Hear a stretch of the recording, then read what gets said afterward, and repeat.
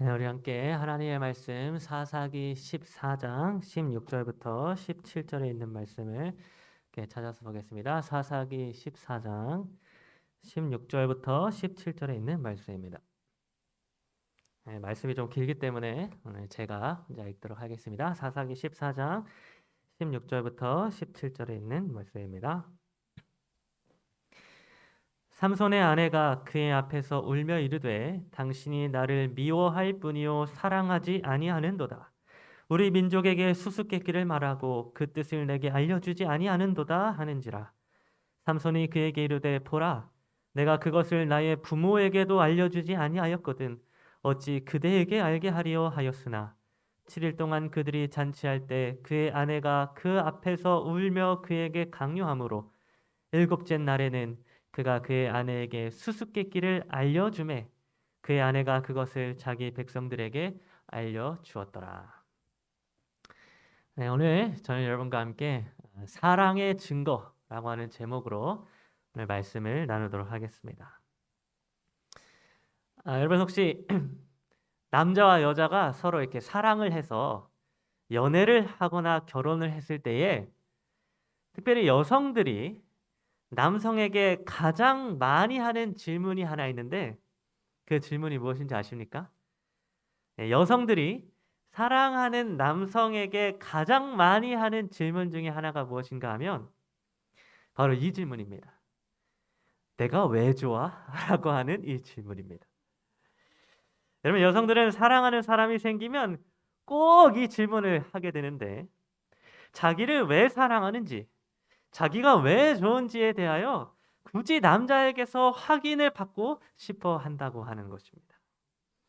이런 남자들은 이런 여성들의 질문을 받게 될 때마다 굉장히 당황스러움을 느끼게 되는데 그 이유는 대답을 자칫 잘못했다가는 그 뒷감당을 하기가 너무나도 어려워지기 때문입니다. 그래서 제가 이런 질문을 남성이 여성들에게 받았을 때에 어떤 대답을 꼭 피해야 하는지에 대하여 제가 인터넷을 검색해 보았더니 피해야 하는 답변들 중에 이런 답변을 제가 보게 되었습니다. 먼저 첫 번째로 남성들은 여성이 내가 왜 좋아? 라고 질문을 하였을 때에 응, 얼굴이 예뻐서 좋아 라고 하는 이 답변을 무조건 피해야 한다고 합니다. 왜냐하면 얼굴이 예뻐서 좋다고 이렇게 이야기를 하게 되면 그 대답을 들은 여성은 아주 잠깐은 기분이 좋아질 수 있지만 곧바로 다시 이렇게 질문을 하게 된다고 합니다. 그러면 내가 나이 들어서 못생겨지면 안 좋아할 거야? 이렇게 질문을 하게 된다는 겁니다. 그래서 이렇게 이런 여성들의 대답을 듣게 되면 남자는 더 이상 할 말이 없어지기 때문에 이렇게 외모를 이유로 이렇게 이유를 들면 안 된다고 하는 것입니다. 두 번째로 남자가 피해야 할 대답은 무엇인가 하면 요리를 잘해서 좋아라고 하는 이런 답변을 피해야 한다고 합니다. 남자가 여성에게 요리를 잘하기 때문에 좋아해 이렇게 이야기를 하게 되면 이번에도 역시 이런 질문을 받게 된다고 합니다. 그러면 내가 요리를 맛없게 했을 때는 날 안 좋아할 거야? 네, 이런 질문을 받게 된다고 합니다. 그래서 이런 대답을 듣게 되면 또 남자는 할 말이 없기 때문에 요리를 잘해서 좋아 뭐 이런 답변도 피해야 한다는 것입니다.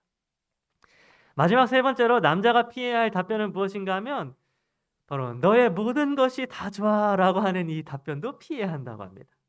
여러분 얼핏 보면 이렇게 남성의 답변이 이렇게 모든 게 다 좋아 이렇게 대답을 했을 때 여성들이 그제서야 만족을 하고 더 이상 질문을 안 하게 될 것 같지만 이렇게 너의 모든 것이 다 좋아라고 답변을 하게 되는 그 순간 여성들은 또다시 어떤 질문을 하게 되는가 하면 그러면 그 중에서 뭐가 제일 좋아라고 하는 질문을 하게 된다고 합니다.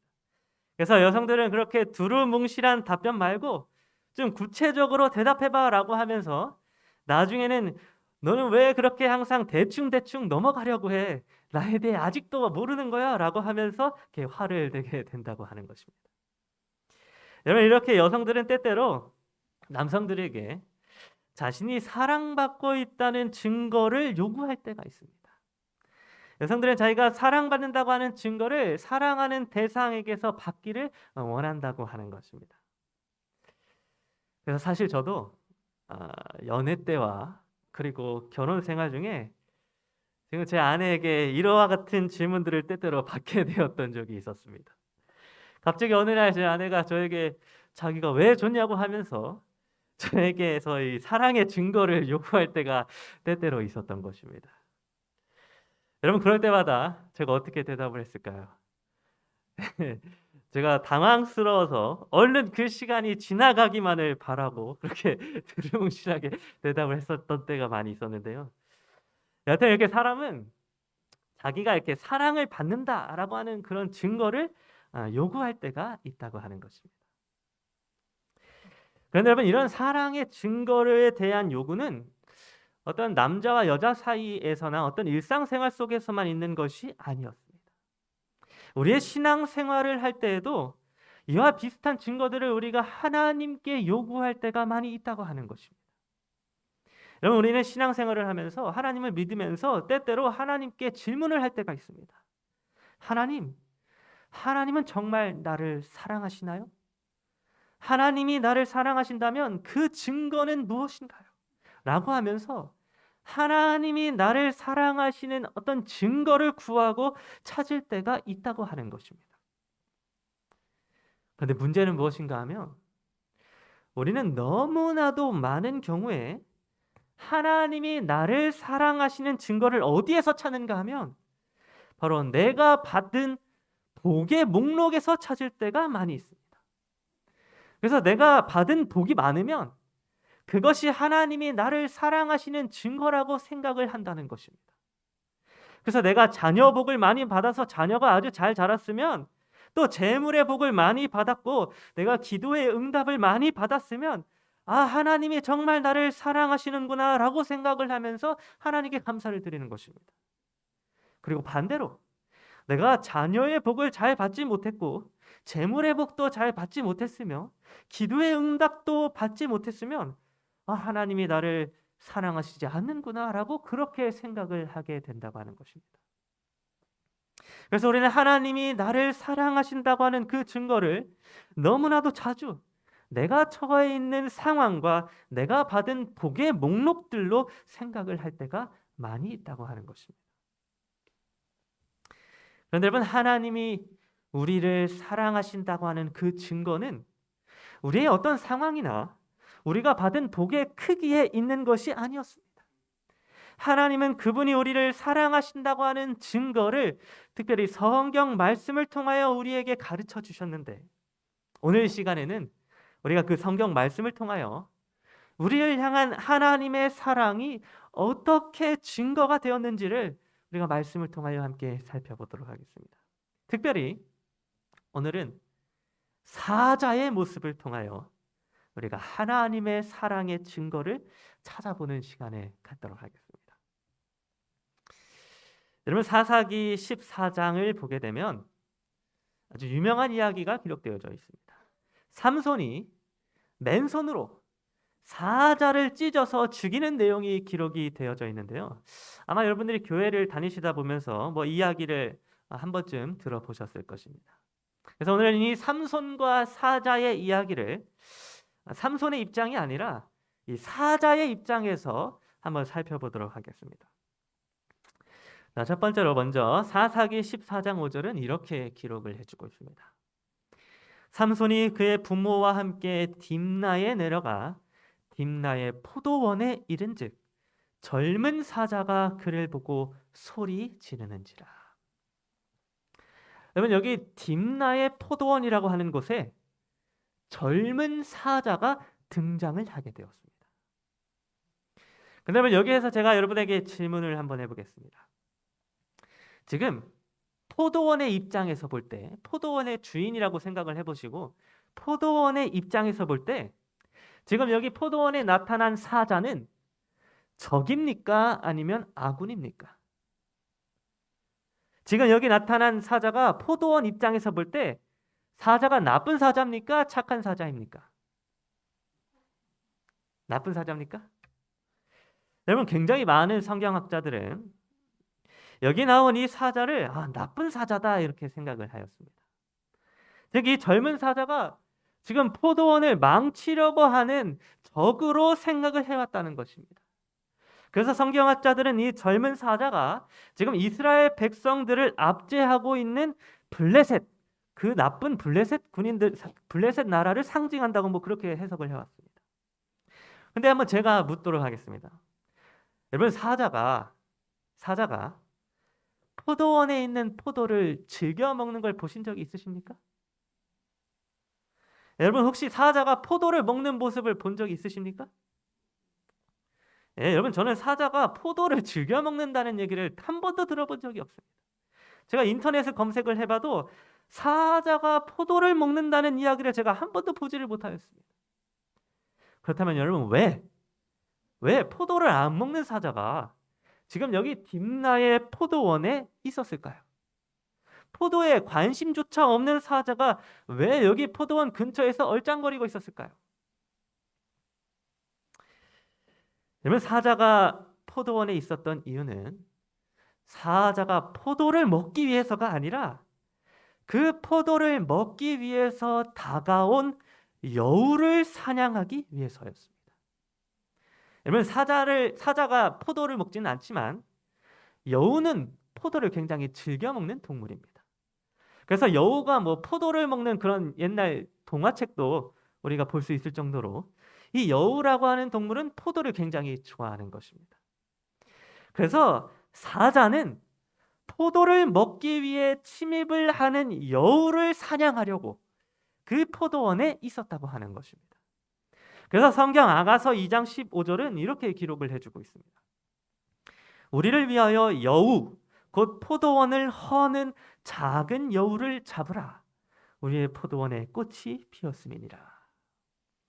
여러분, 이 말씀처럼 포도원을 망치게 하고 포도원을 허는 것은 사자가 아니라 여우였습니다.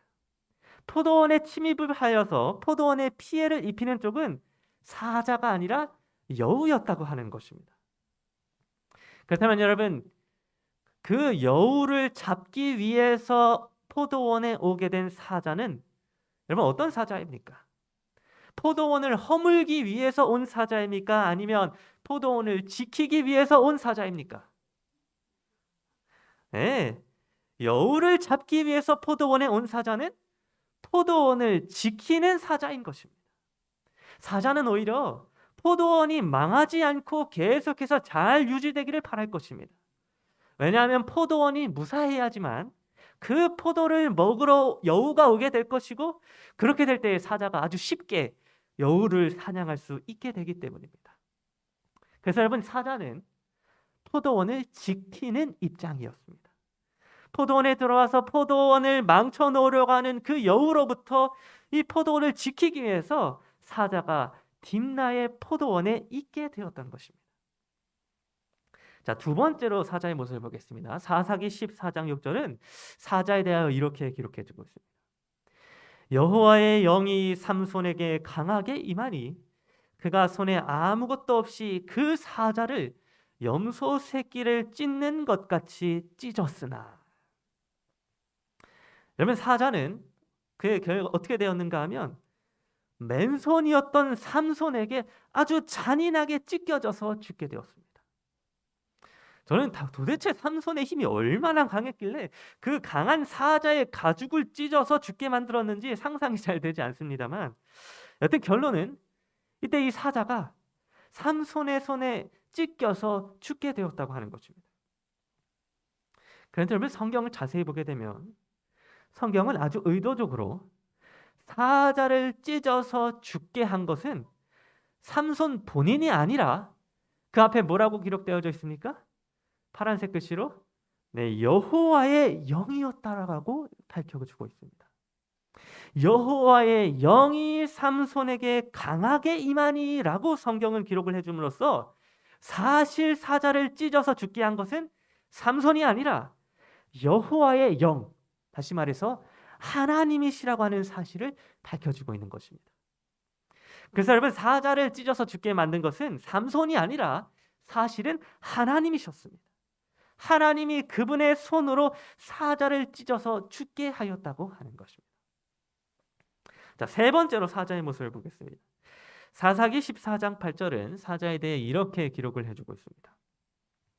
얼마 후에 삼손이 그 여자를 맞이하려고 다시 가다가 돌이켜 그 사자의 주검을 본즉 사자의 몸에 벌떼와 꿀이 있는지라. 여러분, 세 번째로 사자는 삼손에 의하여 찢겨서 죽임을 당한 이후에 그 시체에서 꿀이 나오게 되었습니다. 사자가 죽었더니 그 사자의 시체에서 달콤한 꿀이 나오게 되었다고 하는 것입니다. 그런데 여러분, 여기서 중요한 사실은 이때에 이 사자와 꿀이 삼손의 아내, 삼손이 사랑하는 그 아내에게 사랑의 증거가 되었다고 하는 것입니다.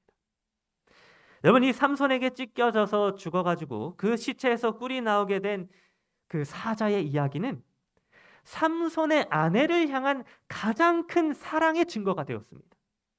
오늘 본문 말씀 사사기 14장 16절을 다시 한번 보겠습니다. 삼손의 아내가 그의 앞에서 울며 이르되 당신이 나를 미워할 뿐이요 사랑하지 아니하는도다. 우리 민족에게 수수께끼를 말하고 그 뜻을 내게 알려주지 아니하도다 하는지라.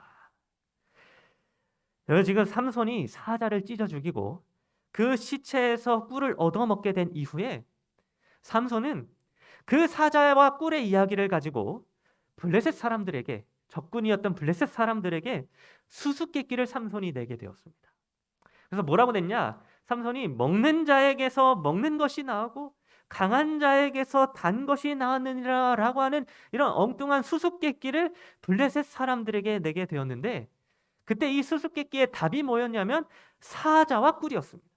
수수께끼의 답이 사자와 꿀이었던 것입니다. 그런데 그 수수께끼를 블레셋 사람들이 오랫동안 맞히지 못하고 있을 때에 블레셋 사람이었던 삼손의 아내가 삼손에게 다가가서 뭐라 했냐면 그 수수께끼의 정답을 나에게 좀 알려달라고 요청을 하였던 것입니다. 그런데 이때 삼손의 아내가 어떻게 하였는가 하면 삼손에게 그 수수께끼의 정답을 알려달라고 요청을 하면서 당신이 정말로 나를 사랑한다면 그 사랑의 증거로 수수께끼의 정답을 알려달라고 그렇게 삼손에게 요구를 하게 되었던 것입니다. 여러분, 이때 삼손의 아내는 오늘날 남자에게 사랑의 증거를 요구하는 어떤 여성들처럼 그와 똑같은 증거를 삼손에게 요구하였습니다. 당신이 정말 나를 사랑한다면, 삼손, 당신이 나를 진짜 사랑한다면 그 증거를 보여달라고 하면서 이 수수께끼의 정답을 요구하게 되었던 것입니다. 여러분, 이때에 아내를 진심으로 사랑했던 삼손은 자신이 아내를 끔찍이도 사랑한다고 하는 그 사실을 증거하기 위하여 그 사랑의 증거로 아내에게 무엇을 말해주게 되었는가 하면 사자와 꿀에 대하여 말을 하게 되었습니다. 여러분, 지금 이 찢겨진 사자와 그 사자의 시체에서 나온 그 꿀이 아내를 사랑한다고 하는 아주 분명한 증거로 제시가 되어졌다고 하는 것입니다. 여러분, 삼손은 자기가 아내를 정말 많이 사랑한다고 하는 그 증거로 지금 이 찢겨진 사자와 꿀을 이야기하였습니다. 이 찢겨진 사자와 꿀이 삼손의 사랑의 가장 강력한 증거가 되었던 것입니다. 그런데 여러분, 지금까지 우리가 살펴본 이 사자의 이야기는 사실 사자의 이야기가 아니라 예수 그리스도에 대한 이야기였습니다. 여러분, 여기 삼손의 이야기 속에 등장하는 이 사자는 사실 누구를 상징해주고 있었는가 하면 바로 유다 지파의 사자 예수 그리스도를 상징해주고 있었다는 것입니다. 여러분, 성경에서 이 사자라고 하는 동물은 예수님을 상징해 주었습니다. 그래서 요한계시록 5장 5절은 이렇게 기록해 주고 있습니다. 장로 중에 한 사람이 내게 말하되 울지 말라. 유대 지파의 사자 다윗의 뿌리가 이겼으니.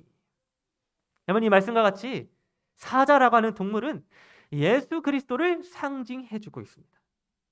그래서 여러분, 사자가 예수님을 상징해 주고 있다는 이 말씀을 우리가 기억하면서 우리가 다시 한번 삼손과 사자의 이야기를 살펴보도록 하겠습니다.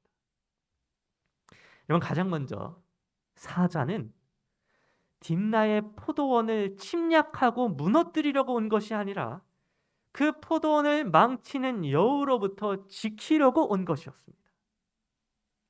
그런데 여러분, 성경에서 이 포도원은 무엇을 상징하는가 하면 이스라엘 족속, 곧 하나님께 택함을 받은 하나님의 백성들을 상징하였습니다. 그래서 이사야 5장 7절은 이렇게 기록해주고 있습니다. 대저 만군의 여호와의 포도원은 이스라엘 족속이요 그의 기뻐하시는 나무는 유다 사람이라. 여러분, 이 말씀처럼 성경에서 포도원이라고 하는 그 포도원은 이스라엘 족속을 상징하였습니다. 그리고 그 이스라엘 족속은 오늘날 하나님께 택함을 받은 백성, 다시 말해서 오늘날 저와 여러분들이라고 하는 이 교회를 상징하고 있습니다. 그렇기 때문에 여러분, 이 딥나의 포도원, 이 포도원은 하나님을 믿는 백성들을 상징하였다고 하는 것입니다. 그런데 지금 그 하나님의 백성들을 어렵게 하고 나무로부터 떨어지게 만드는 존재가 있었는데, 그 존재는 바로 포도원을 망치는 여우라고 하는 존재였습니다. 하나님의 백성을 넘어뜨리고 시험에 빠지게 하는 여우와도 같은 사꾼들이 지금 포도원을 위협하고 있는 것입니다. 그런데 그때에 사자가 그 여우를 잡기 위하여 포도원에 오게 되었던 것처럼, 여러분, 유다 지파의 사자 예수 그리스도께서는 하나님의 백성들을 넘어뜨리려고 하는 이리와 거짓 사꾼들로부터 우리를 지키시기 위하여 우리 가운데로 이 땅에 임하시게 되었습니다. 예수님은 오늘 우리라고 하는 포도원, 곧 이 교회를 지키시기 위하여 이 땅에 오신 사자이셨다고 하는 것입니다. 여러분, 두 번째로 사자는 여호와의 영에 감동된 삼손의 손에 찢겨서 죽임을 당하게 되었었습니다. 즉 하나님의 손에 의하여 사자가 찢겨서 죽게 되었다고 하는 것입니다. 그런데 이와 똑같이 유다 지파의 사자가 되시는 예수 그리스도께서도 하나님의 손에 의하여 십자가에서 찢김을 당하셨습니다. 예수님이 십자가에 달려 죽으셨을 때에 예수님의 육체를 상징하는 성소의 휘장이 반으로 찢겨지게 되었던 것처럼, 여러분, 하나님께서는 예수님을 그분의 손으로 찢어서 죽게 하셨던 것입니다. 그래서 스가랴 13장 7절은 그 사실에 대해 이렇게 기록하고 있습니다. 만군의 여호와가 말하노라, 가라, 깨어서 내 목자, 내 짝된 자를 치라. 여러분, 예수님이 십자가에 달려 죽으신 것은 우리 사람들 때문이 아니었습니다. 예수님이라고 하는 그 신성을 죽게 할 수 있는 것은 사람의 힘이 아니었다고 하는 것입니다. 여러분, 예수님을 찢어서 죽게 하였던 것은 하나님의 손이었습니다. 하나님께서 자신의 목자이자 자신의 짝된 자이신 아들 예수 그리스도를 직접 하나님의 손으로 찌르셨기 때문에 예수님이 죽을 수 있었다고 하는 것입니다. 마치 여호와의 영이 사자를 찢어 죽게 하였듯이 하나님이 사자이신 예수 그리스도를 찢어서 죽게 하셨던 것입니다. 마지막 세 번째로, 찢겨 죽은 사자와 그 사자의 시체에서 나온 이 꿀의 이야기는 삼손에게 사랑의 증거가 되었습니다. 삼손이 자신의 아내를 진심으로 사랑한다는 그 확실한 증거로 이 사자와 꿀의 이야기가 제시되었다고 하는 것입니다. 그런데 이와 마찬가지로 하나님께서는 하나님이 그리스도의 아내이자 교회인 우리들을 진심으로 사랑하신다고 하는 가장 확실한 증거로 오늘 우리들에게 무엇을 가르쳐 주셨는가 하면 바로 사자와 꿀의 이야기, 즉 유다 지파의 사자 예수 그리스도께서 십자가에 달려 죽으시고 그 죽으심으로 말미암아 영원한 생명을 우리들에게 주시게 된 그 복음의 이야기가 하나님의 사랑의 가장 큰 증거가 되었다고 하는 것입니다.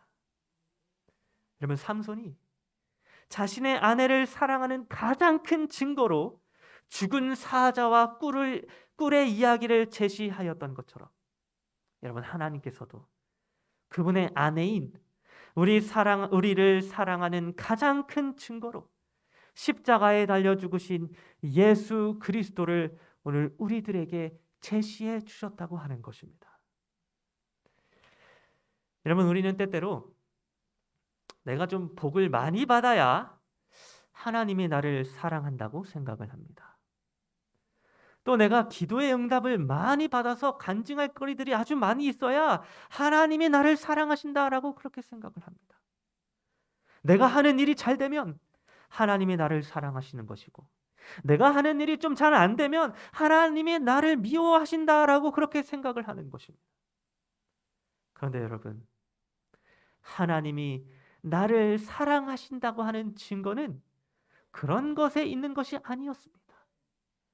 비록 지금 내 삶에 복이라고 할 만한 그런 목록들이 아무것도 없다 할지라도, 비록 지금 내가 하고 있는 기도가 아무런 응답도 받지 못하고 있다 할지라도, 비록 내 집에 지금 재난이 닥쳤고 설명할 수 없는 슬픔과 아픔 가운데 놓이게 되었다 할지라도, 그런 모든 것들이 하나님이 나를 사랑하지 않는다는 증거가 될 수 없다고 하는 것입니다. 여러분, 하나님의 사랑의 증거는 내가 받는 복에 있는 것이 아니었습니다. 또 내가 겪는 상황에 있는 것도 아니었습니다. 또 내 기도의 응답에 있는 것도 아니었습니다.